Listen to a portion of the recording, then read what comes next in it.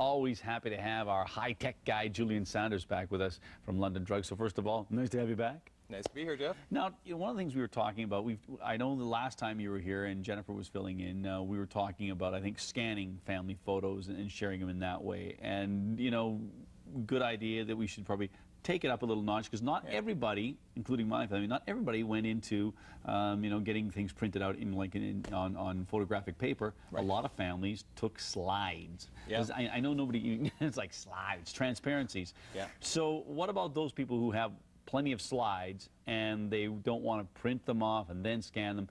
I'm guessing there's a way that we can actually scan them into a computer. Oh yes, yeah. There's many different ways of doing it. Most people go for a kind of a mid-range option.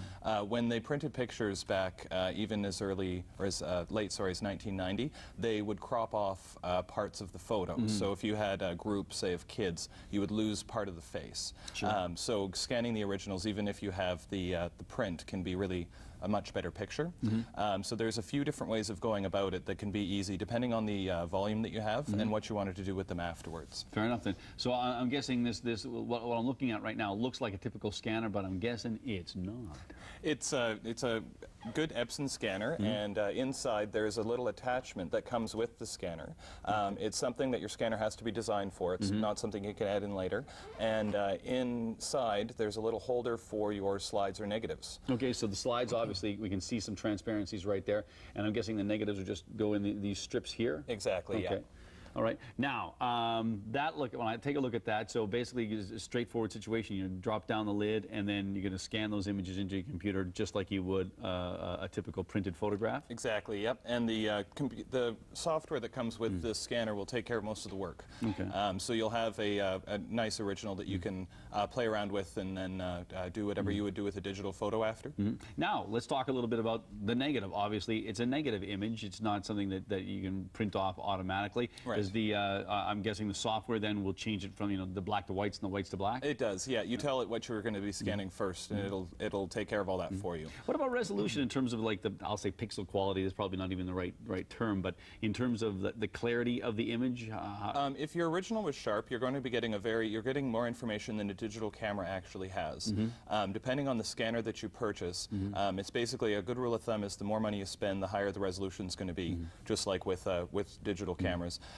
The scanners are also capable of using software to make it look even better.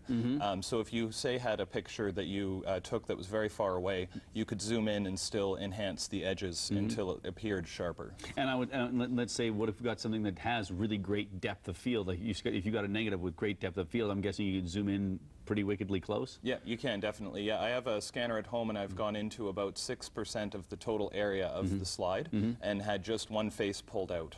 And it looked fairly good because it was a nice, sharp, good high-end camera that took it. So the better the original, of course, the more flexibility you have there. Yeah. Now let's talk a little bit about, okay, now what I saw there in the demonstration was that we've got about 4 spots. Yeah. Now, I got to tell you that my dad used almost exclusively transparencies, and so we got a few more than 4 shots here. Yeah. So what if I want to start really rocking and rolling and transferring a lot of slides? Is there a way to sort of move up and do it in bulk? Absolutely, yeah. We offer a couple of higher-end scanners that will let you fill the entire scanner glass with transparencies. So you can scan approximately 24 at a time, and they're called batch scanners. So basically, you do the job of loading up one whole roll of film, you push a button and walk away from your computer and let it do its work. About 10-15 minutes later, you've got all your stuff scanned in. There's also an enhancement feature called Digital Ice, which is in the mid-range and higher, that will automatically take out things like scratches, faded film, and dust marks. So you don't have to be so careful getting absolutely every little grain of dust off. The scanner will eliminate a lot of that with special lights built into the scanner.